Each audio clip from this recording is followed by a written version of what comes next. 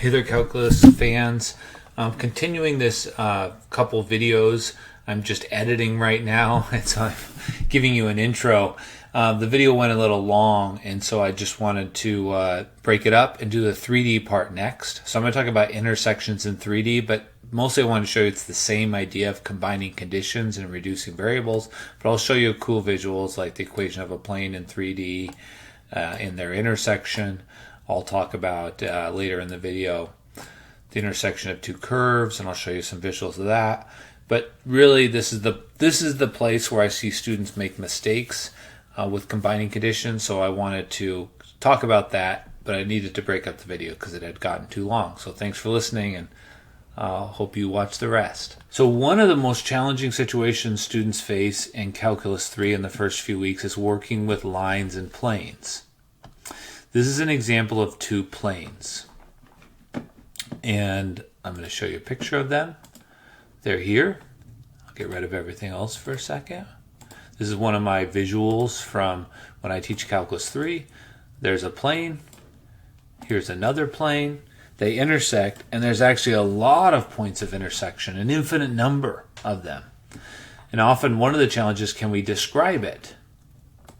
In order to describe it, we have to find 2 points. And that's often really hard for students, which seems weird because there's an infinite number of points to choose from. And I think what that stems from is the same problem. So they're trying to find any 2 points, meaning x, y, and z, that work in both these equations. And you could try to guess, maybe you'd get lucky, 2, 0, 0. That works in that one. 2, 0, 0. Darn, didn't work in the second one. So you don't want to guess and guess and guess and guess because you won't get anything. So you'd like to reduce the number of variables. Currently there's 2 equations and 3 variables. And this is when I see, this is by far the most common situation where I'll see students, because they don't know what to do, because they never learned the idea, they just learned this solve and set equal idea. They'll do this and set these 2 things equal. And then they'll come to me and say, now what? I set them equal, now what do I do? And I say, your goal is not to set them equal. The goal is not to say 0 equals 0. That's not helpful. Your goal is to reduce the number of variables. And this is really what I'm thinking about. Kind of has become my mission, to make sure people understand this fundamental idea of how do we solve equations.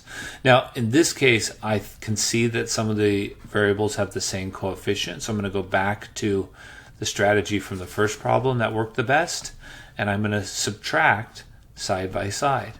That is one way to combine.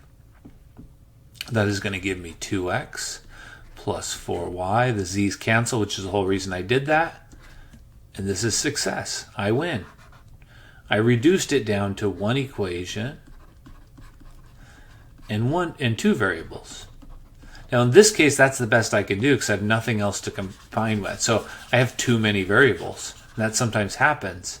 And then we get to the hard, and I probably would divide everything by 2 because why not? But now comes the part that students hate the least in that course, which is you have absolute freedom now to pick anything you want. And I found that students in math, by the time they get to calculus, want absolutely no freedom. They want to be told exactly what to do. So you get freedom. So I tell students, you give me any number you want for x. They typically say 0.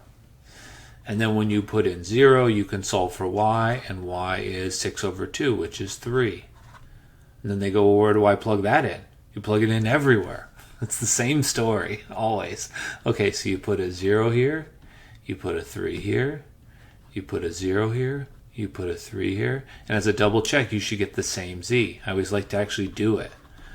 So the first one would give me this, the second one would give me this. This gives me z equals 4. This gives me z equals 4. Well, that's lovely. So there we have 1 point. What students often do in that problem is then they go try to do some other complicated thing. There is other ways to solve this equation of a line of 2 planes, and textbooks do it, and I don't understand why, because for me, if I already have found 1 point and I just need to find another, I'm not bothered by that at all. So let's find another random point that works.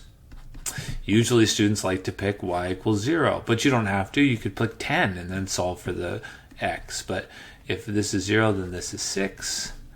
And if this is 6, and this is 0, and this is 6, and this is 0, when you free your mind to think in terms of conditions, this doesn't bother you. I'm just using the conditions. Okay, so I'm getting z has to be 4, 4. Oh, z is always 4 in these equations, like this particular one. So that's it. Once students have those two things, it's actually really easy to give the equation of a line that goes between them. And that's what this visual is from, is they then find this line. They find it by having someone move along this. Oh, here it goes. Oh, where's my point? There it is. That's it. That's how you describe a line in 3D, is you find 2 points. Now, this particular description assumes that you start here. Basically, time 0 is A and time 1 is B. If you didn't like that, you'd pick other points. That really confuses people, but I think part of the difficulty is this misunderstanding about combining conditions. So there you go. There's the intersection of 2 planes. That was kind of fun. Now let's do the intersection of 2 lines in 3D. These aren't lines. These are curves. Each one of these is a curve. Look at how many variables there are. This overwhelms students in Calculus 3 because they have a total of 1, 2, 3, 4, 5 variables. Each one of those represents a curve. So meaning if you plug in several values of t, you get a curve. Here are these 2 curves. Show them to you here. I'm going to remove some other stuff. There's one of the curves. It's cool looking. Here's another curve. Also cool looking. Do they intersect? They might. It sure looks like they do. Maybe right there. How do we find that? We combine conditions. And the conditions are, we're allowed to run along this curve however we want to do. That's fun. And we're allowed to run along this other curve. Oops, where is it? There you are. We can run.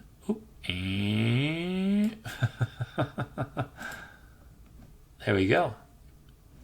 Are they ever in the same place? Okay, let's go look. That never bothers me. I know the strategy is to combine conditions. Now here's when students are like, I'm just going to set them equal. I just don't like to think about it that way based off of the things you've already heard me say. I'm going to take it and shove it. I'm going to take this and shove it in there. See, isn't that just setting equal? No, I've learned not to say that because it leads people astray. Okay, I know it's not wrong to say that here, but I hope you're getting the point. 3t squared. My colleagues say set them equal. This is just something I've noticed. I try not to say anymore because I've seen too many issues where students make mistakes based off of those words. They just start randomly setting things equal. We have been successful here. We went from 6 equations with 5 variables to 3 equations with 2. Then what do? We keep combining. We simplify and combine. So like this is t equals 1 minus u. I divided everything by 2 because why not? This is t squared is 1 plus u. I divided everything by 3. This is 1. So this is not helping me solve. It's just helping my eyeballs a little bit. I need to continue to combine. Now here I have too many equations. This is an example. We just saw an example with you didn't have enough equations. This one we have too many. So sometimes the answer is it isn't possible. But you just take whichever 2 look the simplest and you keep combining conditions. Okay, so let's keep combining conditions. What would be the easiest way to combine? Well, one thing we could do is we could take and shove the t in. Take it and shove it. And that's going to give you 1 minus u, quantity squared, equals 1 plus u. And that's a win. That's a win for us. We got it down to 1 variable. Alternatively, you could solve for u and substitute u, and that probably comes out a little better. Or actually, even better, just to add the 2 equations side by side. I didn't notice that. If you add the 2 equations side by side, you're going to get t squared plus t equals 2, and the u's go away. Also a win.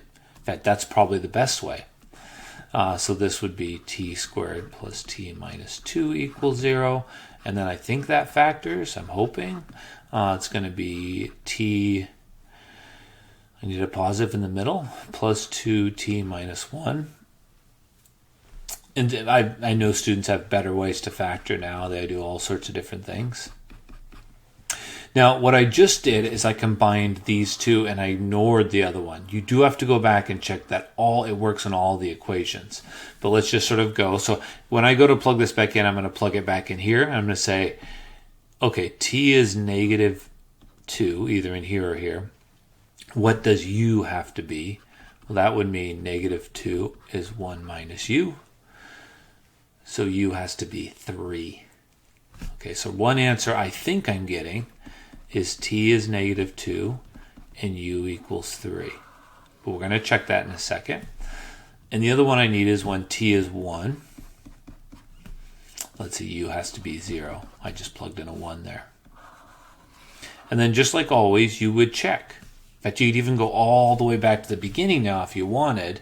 Or you could check this piece right here and say, when I put a negative 2 here and I put a 3 here, are the sides the same? Yes, they are. They're both negative 8. When I put a 1 here and a 0 here, are the sides the same? Yes. So this is an unusual problem because both of them work. And if you go all the way back to the beginning, t equals negative 2, u equals 3, that gives me x equals negative 4, y equals 12, z equals negative 16. And you can try either one and you should get the same thing. And then the other intersection is when you get this. So this is one of these situations, if you don't have the idea of combining conditions, you're lost in the chaos. But now I know the two intersections are negative 4, 12, negative 16, and 2, 3, 2. Let's go have a look at them. And we know when they happen. So one of them is when t was negative 2 and u was, where did it go? T was negative 2 and u was 3.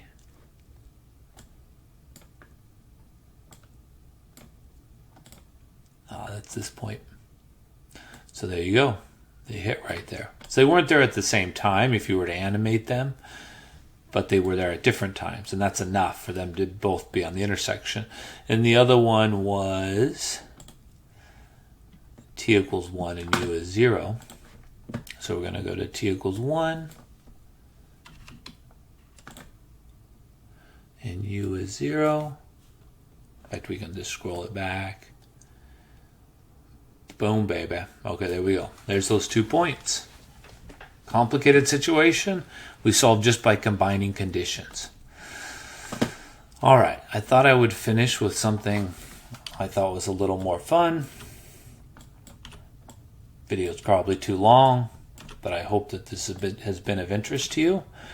So last one here. What's the intersection of those two? Now this is a 3D. This actually is what we call a cylinder.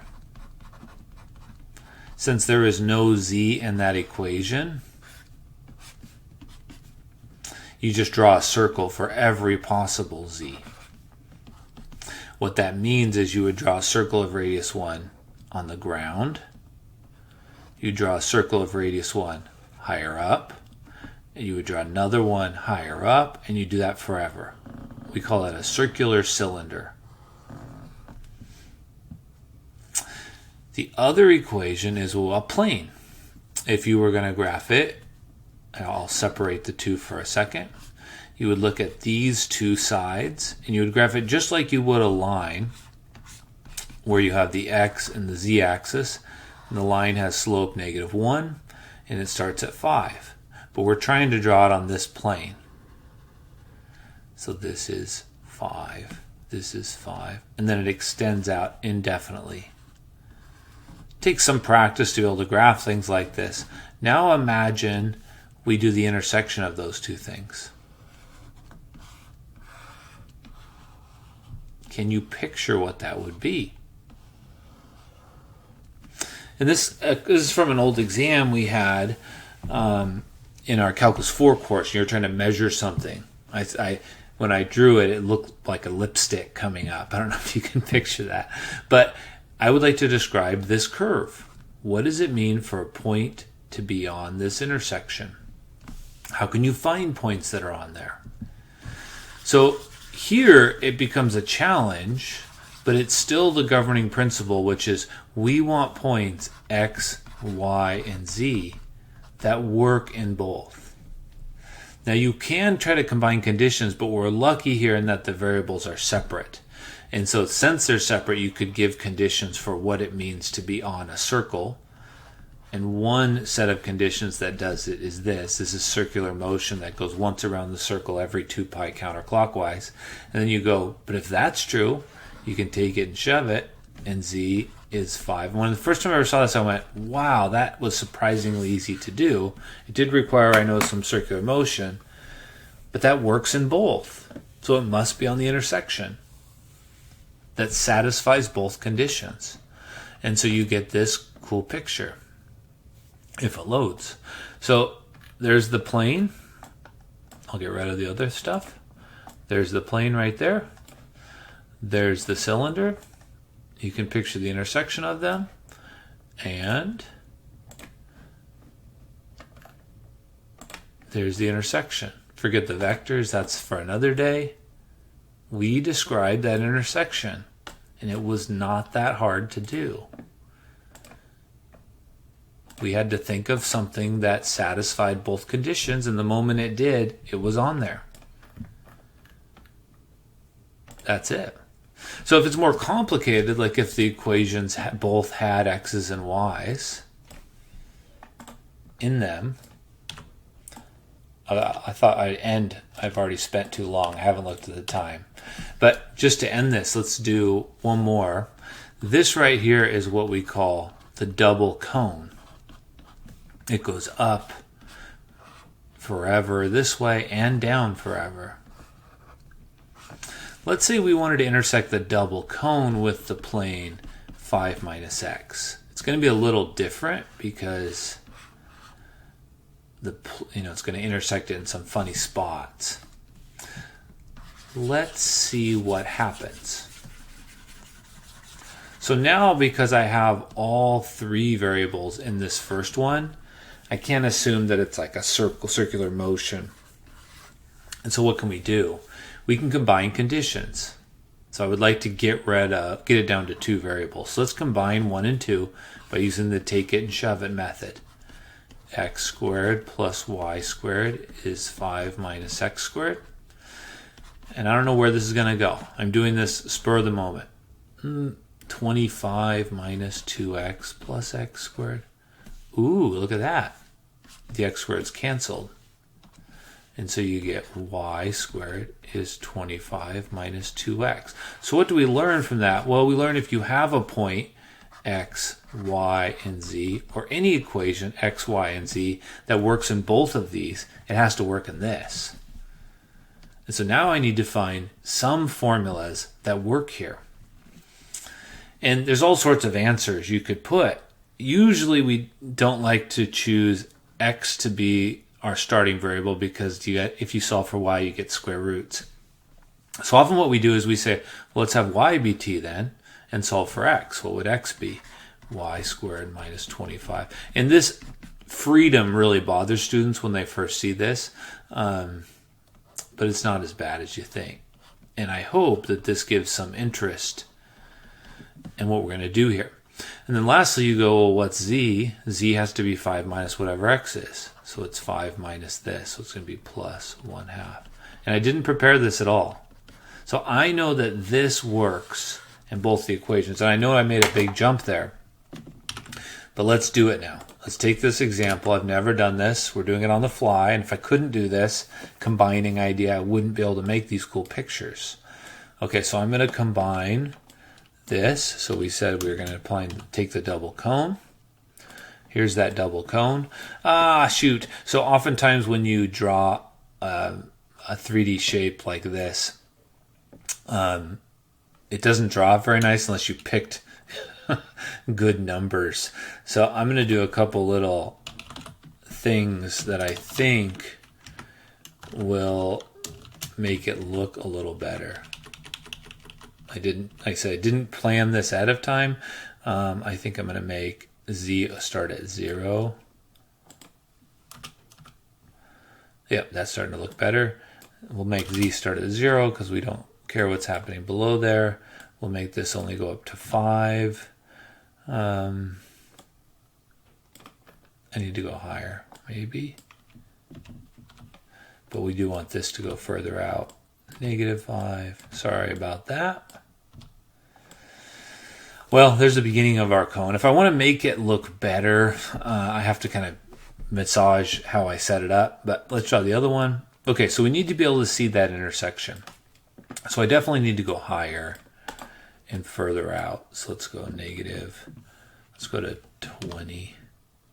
And let's go to 15. Just take a look at what this does for me. Okay. And let's make this -15 and 15. So what in the world is the intersection of those two things going to be? Maybe I should make this go a little further out. -15, 15. You can see it would be hard to study even. Ooh, now it's starting to look like something. Let's put in some equations here. The equations we got were x has to be -1/2 t to the second minus 25. The next one has to be t. The next one has to be 1/2 t to the second. This is great to hear the typing. Sorry about that. That'll be the location. I want to draw the curve as well. So we're going to come down here and draw the curve. T, T, T. And now I'll go from like -5 to 5. It's not circular motion anymore. Uh-oh. It's wrong. That's what I get for doing it spur of the moment. Where's the other? Can I get rid of this? It said that was the curve. Now that curve is on here. That's true. But something about this is off. So I didn't fully check my work. Let's go look and see if we can find the source. I combined, that was 25. Ah. People watching who aren't asleep yet realize that this should have been a 10. Darny darn darn. There goes my perfect score. So this is going to be 1/10. This is going to be 1/10. Easily resolved. 10. 10. That's why you check your work. 10. 10. Okay. That looks like the right intersection. Let's make this go a little further so we can see it. 15, 15. Let's make it a little thicker so we can see it. There we go. We have described the intersection, and we can move along it. And now we can get rid of the surfaces if we want, and we could watch something move along it.